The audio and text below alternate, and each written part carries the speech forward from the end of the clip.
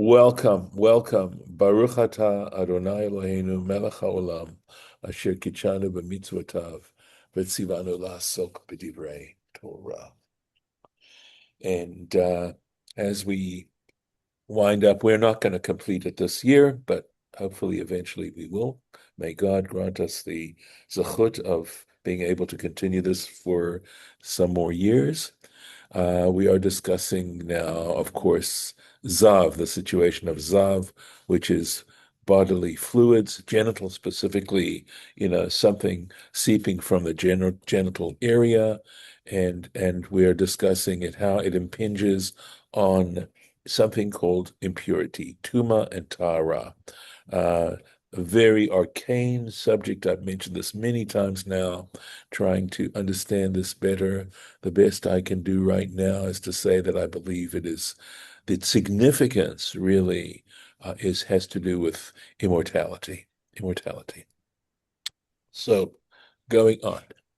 So we just read that if there is something that's seeping from the genital area, whether it's a man's genital area or a woman's, it renders you impure. And the Torah is defining for us the degree of impurity, because we also learned that there are degrees of holiness and there are degrees of impurity. And Zav is a first degree impurity. It is a very high level of impurity. And we're going to see in what sense. Ve'ish asher yiga mimishkavo. Right. So we're talking about someone who was a Zav, and he lay down on a couch or a bed, right? Or he sat on a chair. This is what we read in our previous lesson. So if another person comes and touches his place of resting, Yichabes, this person, Yichabes begadav. He has to wash his clothing, Verachatz b'mayim, and he has to wash in water. That is understood as meaning that he has to go to a mikvah, right? I believe. Now, we'll have to see, but I think in this case, he has to go to a mikvah.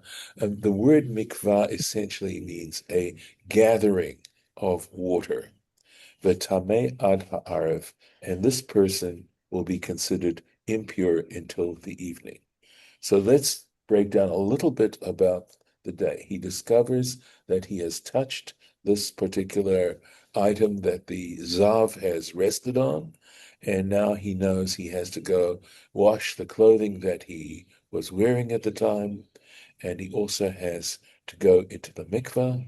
And is he completely pure at that point? No, he is not. He still has to wait until nightfall, and at nightfall he will become pure again. He will have fully recovered from his impurity. Okay, let's take a look at Rashi. Va'ish asher yiga b'mishkavo, and a man, and I don't think it's limited to men here, okay? I don't think it means only males. I think it means a woman as well, right? Who touches his place of resting.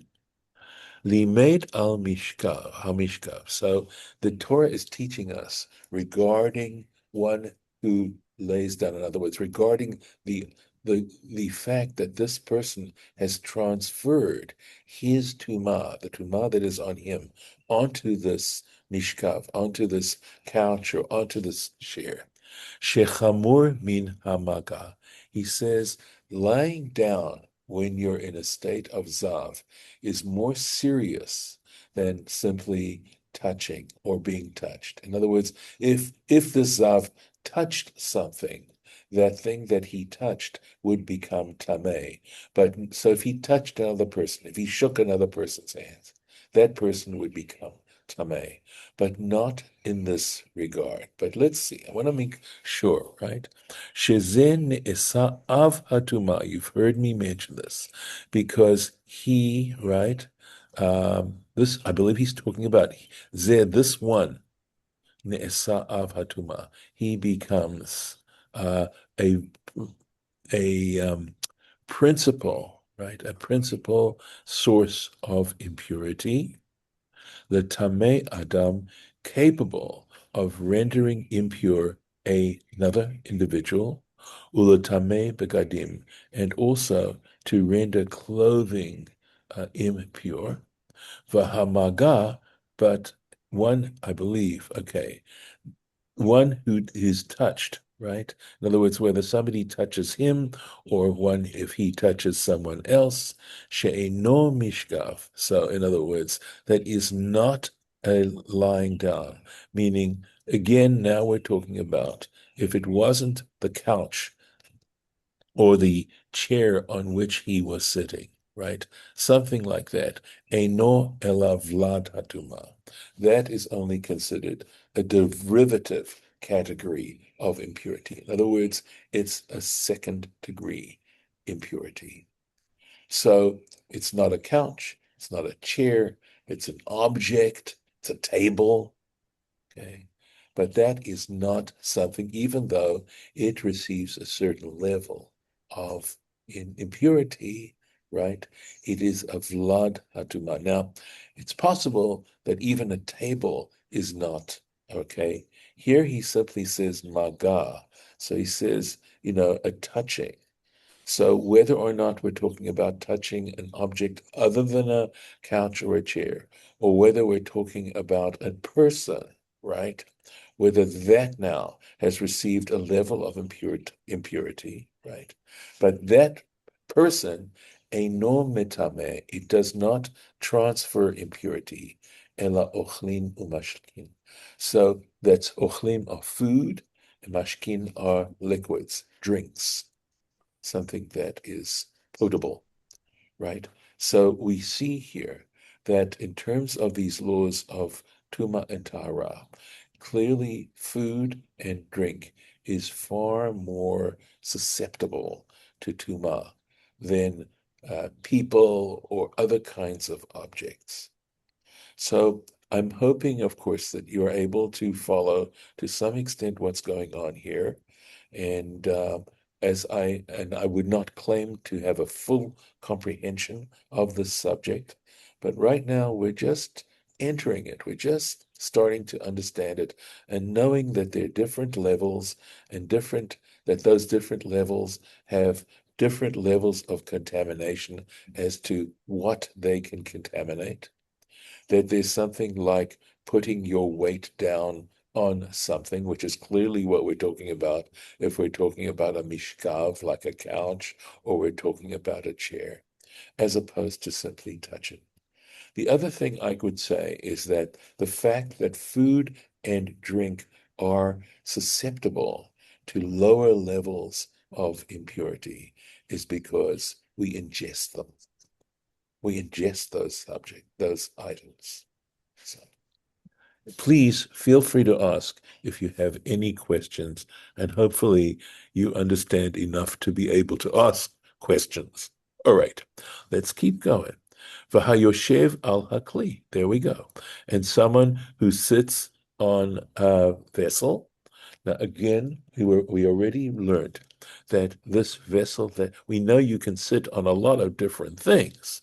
Okay, but if that vessel is something that is not intended for sitting, it's not a chair or a stool, okay, but it just happens to be something convenient. It could be a brick or a box or a stone, and the way the tradition defines it is if it's something where people could say, please get up so we can do our work. In other words, we can use that object to finish doing our work. We're packing stuff. You're sitting on that box. We need that box to pack the fruit, etc. That is not subject to this law. Okay, so hayoshev al hakli asher yeshev alav azav. Right. So now we're talking about someone who sits on the seat which the zav has sat on. Okay. Yechabes bagadav. So again, he has to wash his clothes. V'rachatz b'mayim. He has to wash in water. V'tamei ad ha'arev. And he also will be tamei until nightfall. This is a Masoretic note here, and it says to us that we've reached the middle of the book of Leviticus in terms of verses. So going back to the subject. So here, but the fact that it says, right, Hayoshev Hakli, that one who sits on this particular object, right? Sounds like it means that it doesn't mean he just touched it. He means he put his weight, he sat down on it. So in terms of if we consider these things important, right, we want to have a better understanding, gain a better understanding of exactly what's involved in this. But let's see. So Rashi is quoting Torah Kohanim, right? The Sifra, this halachic midrash. This is what, okay, so, but let's take a look. Afilu lo naga, right? So he's saying here, if the person who was Zav, right? I think this is what it is, right?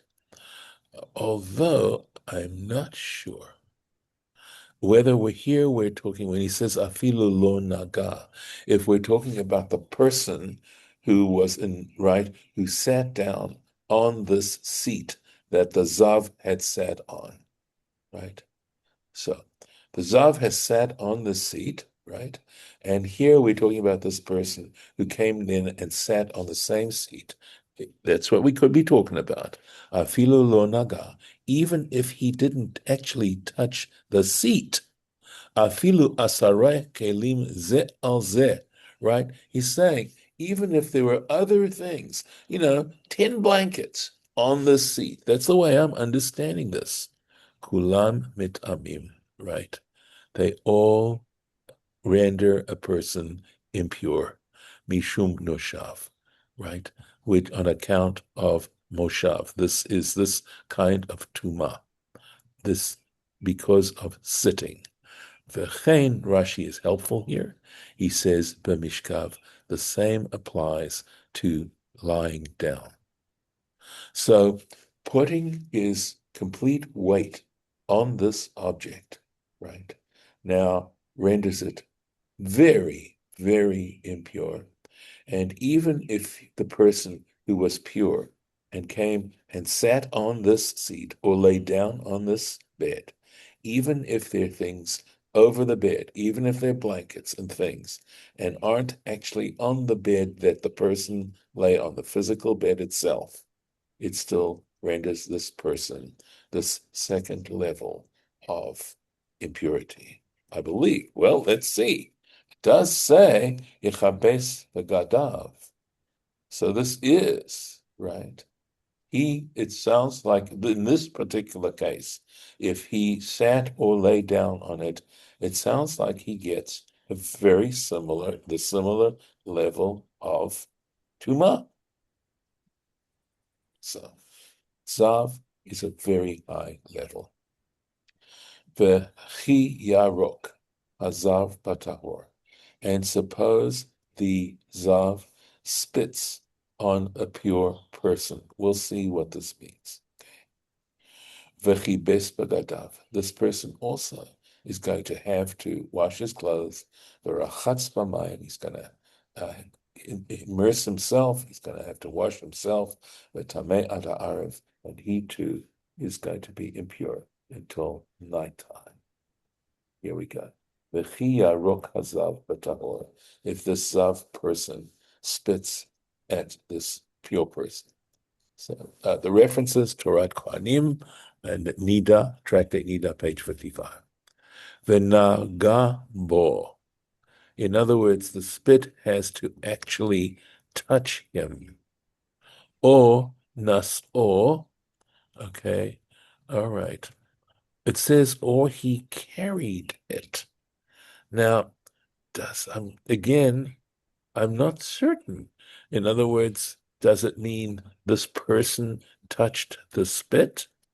Or it does mean he carried it, meaning the spit, right?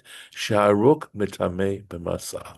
He says because spittle renders impure in carrying it.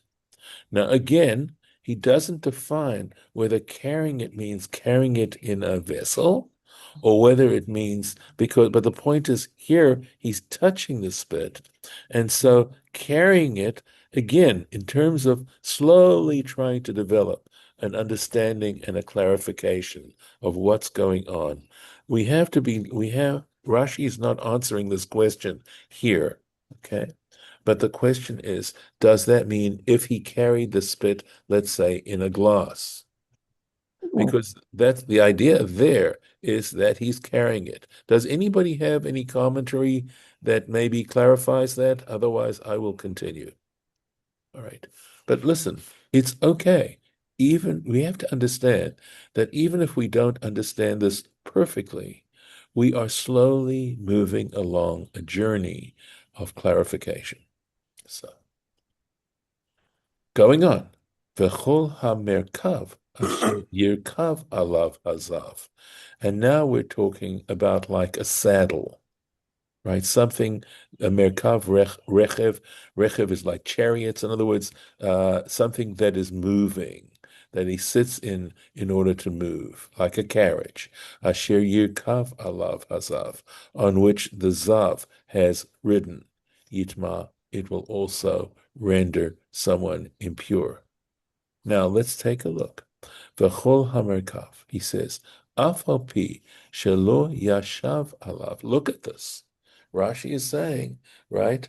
It says, even though, af al pi, even though shelo yashav alav, he says, even if he didn't sit on it, kagon shetafus shel sarga, right? He's saying, holding a saddle harness. So, gosh, it's again, does this, one would think that it has to do with his sitting on it, but he isn't, at least according to the way the tradition understands it, right? If this Zav, I think we're talking about, right, who is holding on to this harness or the saddle, right? And Rashi gives a French word, right? Der Zettel or Zottel, Bogen. That's like Yiddish, right? You can hear the word saddle here, right? Tameh, right? He is impure. Mishum merkav, right? On account of this merkav. Sorry, I would say va'ukaf, and the saddle shekorin al something like that. And here we got zotel. Tameh Tum'ah Moshav. They're all considered Tameh on account of having been sat on. So, what exactly is going on here? It's not easy to tell because we've been talking about the Zav himself, and we've also been talking about someone who contracts that impurity on account of having touched something on which the Zav has sat. So, are we talking about a situation where the Zav has been on the saddle, and then so we're really talking about the person who went and then held the saddle, touched the saddle, or held the harness? Okay, something like that. So again, we have to be satisfied right now with just beginnings of opening up some of the questions that go along with this. For sure, we know, okay, we do know that this is a very high level of impurity, and that the ways in which someone else can contract that impurity are much more serious than other lower levels. So again, keep it going, right? V'chol hanogeh, right? And anyone who touches v'chol asher yeh tachtav, here we go, which was under this zav, anyone who touches. So I'm pretty certain here we're talking now about someone who's pure, who touches anything on which the zav has sat or has been under the zav. Yitmah arif. It just simply says he shall be impure until evening. Just to finish the sentence. Okay, so go on. So v'hanoseotam, and one who carries them. Now that's more serious.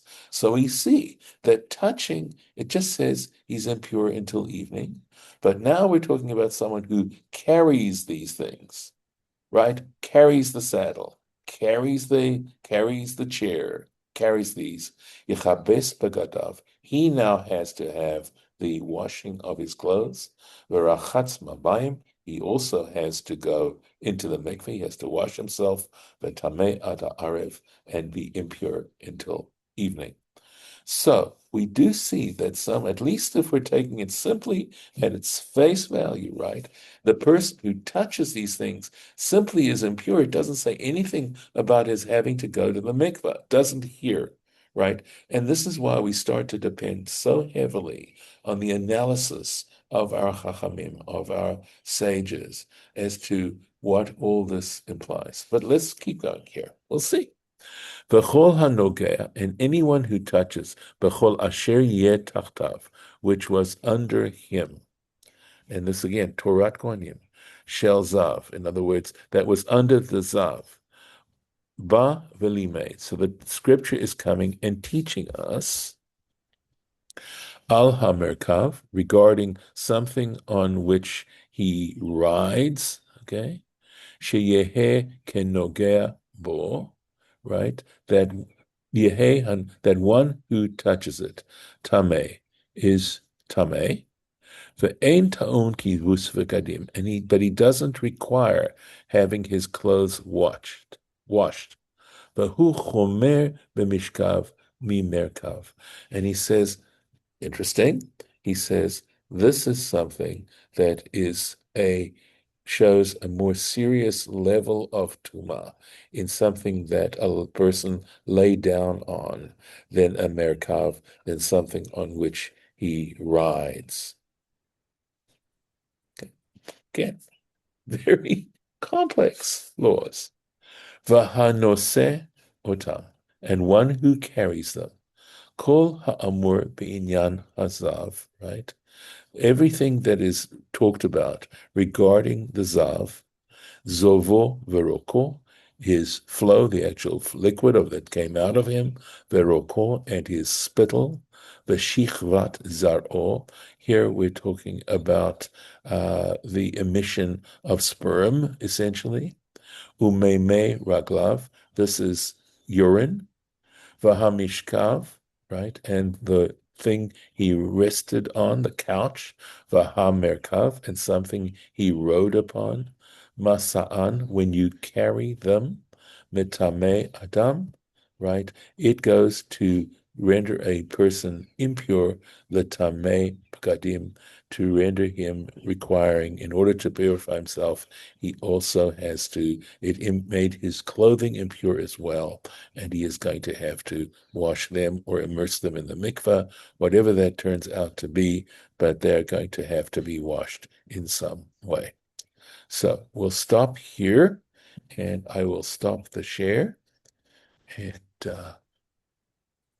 give you an opportunity if you want to comment on anything here that we've done so far. Yeah, David. David? Hello? Oh, okay. I thought David had a question. No, I lost the audio. Oh, okay. Herschel, anything? Morris? Yeah, I just have a question then. How Sure. does a person become tome? Again, I'm thinking of all the ways that you were talking about. If a person contracts certain diseases, It's not so much a disease. I mean, maybe, obviously, the Zav is, it's a flow, and that's probably why it's translated sometimes as gonorrhea, okay? But I think that's only helpful to a point. all right, But it's but talking then a about, right, so that's person, one way, right. okay, if a person touches a corpse, Yes, very highest level of okay, impurity, right? okay, so if a person, for example, is a member of the Chevra Kadisha, Yes, and after following the Tahara, the men go outside, wash their hands. Is that considered doing anything positive towards? okay. So first of all, let me define terms in case there are people who don't know what we're talking about. So the Chevra Kadisha is the group of individuals. It's called a sacred community who take care of preparing a body, one who's died, to prepare their body and to wash the body and to clothe it in if that it's part of the tradition, to have shrouds, etc., and also to be with that person until the funeral actually takes place. Okay, and it's a group of people. For men, it's men, and for women, it's women. And so that's one thing. All right. Tahara is the word that we use for the process of purification. Again, it comes from the word tahor. So the question now is, now they've been in contact, obviously, both in contact and under the same roof as someone who is impure. And so, David Herschel, you're raising a very lovely and important point, that for the sake of taking care of someone who is deceased and who cannot take care of themselves in any way, shape, or form, it is important to become impure. And nowadays, once you get that kind of level of impurity, as long as you haven't gone through the various processes by which you regain impurity, and the difference with purity that you get from being in contact with a corpse is that you also have to have the ashes of the red heifer sprinkled on you. It takes 7 days to become pure. You have to have the ashes of the red heifer sprinkled on you on the third and seventh day, etc., and then go through whatever other levels of purification you require. The point is, where it would really affect you is going into the temple.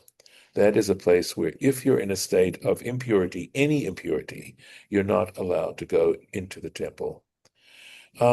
So I think that nowadays the relevancy is to recognize that that there's more to life than just what you see.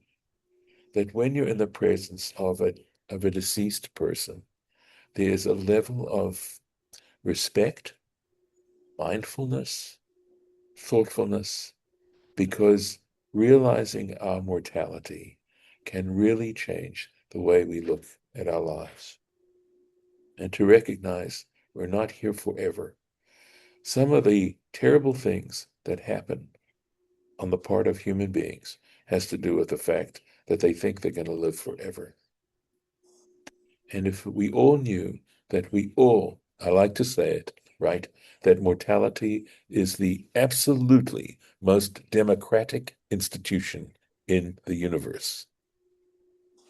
And that if we realized it and the advantages that we get by cheating or stealing or doing things that are of a criminal nature, whatever benefit you get, if you get any benefit anyway, is temporary.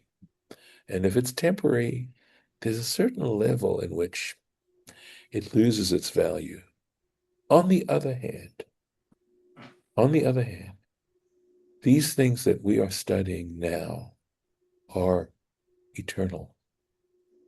And assisting a person who is deceased in making sure that they receive a proper and respectful burial is a huge, huge mitzvah.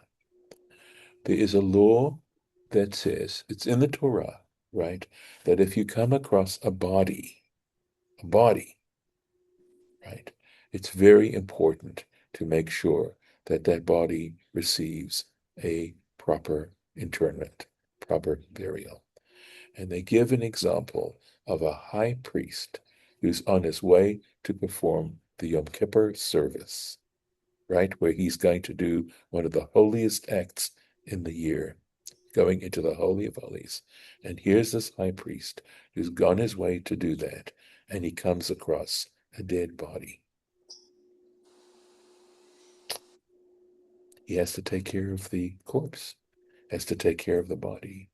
That is more important than the service he is to perform.